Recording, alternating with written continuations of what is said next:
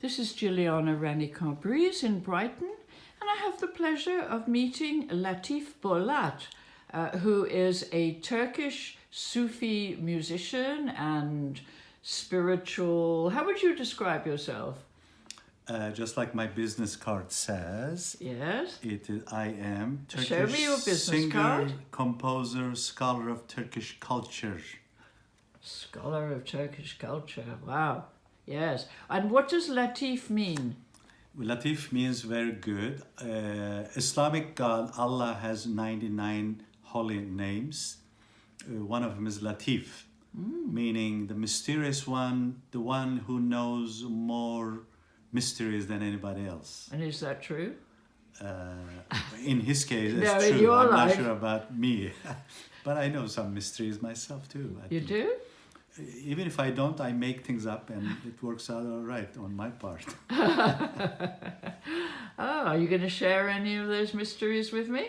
Well, I can share music. That's not very mysterious, but a good music is a mystical music. That means it's buried into the mist. I always wonder about mystical as word. You know, I think it has something to do mist. It looks misty, so mystical. So this music and the poetry and the mystic Sufi culture is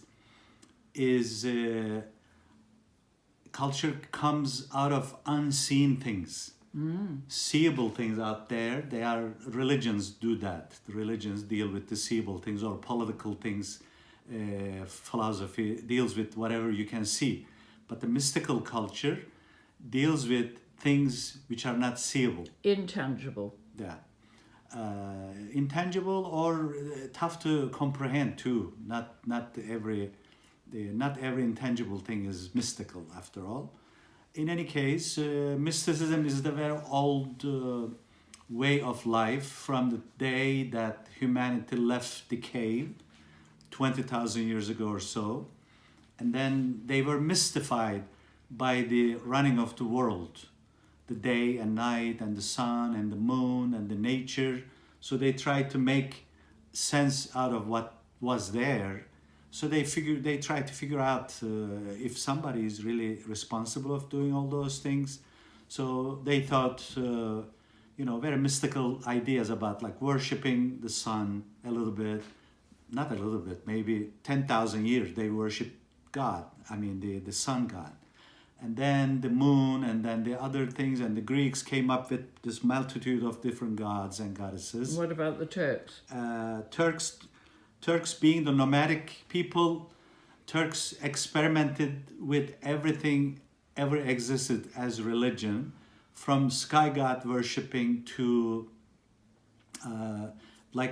one of your poems, you talk about the name of the poem, book is Nazar, I think, right? Mm-hmm. Yeah. Nazar bonjour, that blue bead, comes us from our sky god worshipping days from like 2,000 years ago. We tried that for a long time, and then we tried nature worshipping, the mountains, hills, and then we tried tree worshipping for a while, and then we became shamanistic for a longer period. Some of us became Jewish, like in Bukhara, Samarkand, and the Khazar kingdom on the Caucasus Mountains. Some of us became Christians, like the Gagauz in Romania. They are still Christians. But at the end, 10th century, we ran into the Arabs, Muslim Arabs. They were just very vigorous to convert people. So our king decided, okay, I'm gonna be a Muslim. That works good. And then whole nation, Turkish nation, became Muslims. But we didn't know how to be a Muslim really well. For example, great Arab historian Ibn Fadlan writes in his memoirs that he visited around Central Asia, around Uzbekistan.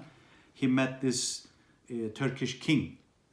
And the king asked him, hey, why don't you come to my office? I'm going to have a little talk. I'm going to have a little talk with you. You are an Arab. You're the owner of this new religion of Islam. Why don't you tell me who this Allah is? I just converted to Islam. I don't know who Allah is. Where does he live? What kind of palace he has? How many wives he has? And Ibn Fadlan was making fun of him for thinking this way about Allah, because we were just very new accepting Islam. We didn't know how to run it. And then over the years, we really learned, and then we added quite a bit things in it too. That's why I think there is a Turkish Islam coming from those days, which is not exactly the same as the Arab Islam. Today, when you hear Islam and the problems associated with it, it's mostly Wahhabi Islam, which comes from Saudi Arabia through the petroleum dollars. They really changed the color of Islam everywhere, from Indonesia to the Balkans, from Turkey to the Arab land. But the original Islam of every culture was different. Like Persian Islam was different, Indonesian was a little different, Turkish was very different. But later years, through heavy propaganda and pressure, it changed. More Arab Islam ruled. Turkish Islam was more combination of Islam, of course, with the old shamanistic beliefs and tree worshipping, and a little bit of the sky god worshipping. That's why Ali. Did you say tree worshipping? Yeah.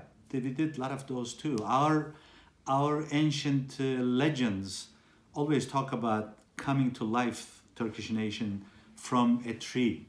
Oh.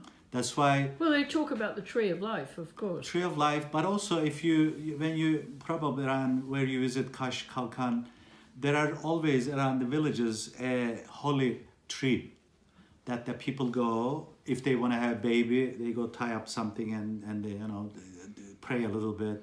Or if they want to pass an exam at university, they do. Those kind of holy trees are all over Turkey, all over Anatolia. You see in every village there is one, almost. So that is forbidden in Islam, typical Islam, but we do it left and right. Also in Islam, typical Arab Islam, reverence for ancestors or the saints is forbidden, but we do it all the time too. Almost every village has a village saint. Usually it's top of the hill, under a tree. You see the hill, tree, the nature worshipping items.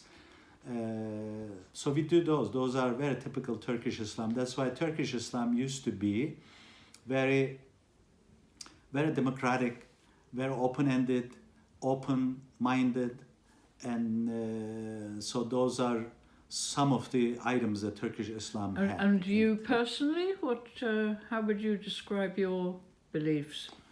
Well, I'm much more secular than any of these. I consider myself culturally Muslim. Okay. I mean, culturally, I grew up in that place. I still have problem, eating pork, for example, after all 35 years in America. Well, you don't have to. Well, I don't like. I'm sort of vegetarian, so I'm safe, no problem. But if I don't have to eat, I don't eat pork, because that's the cultural, part of growing up, and so I'm very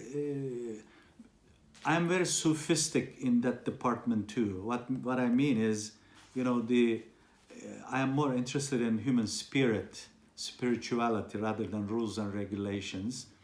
Rules and regulations have their places in the societies, but more importantly, it's the human condition, and humanity is more important.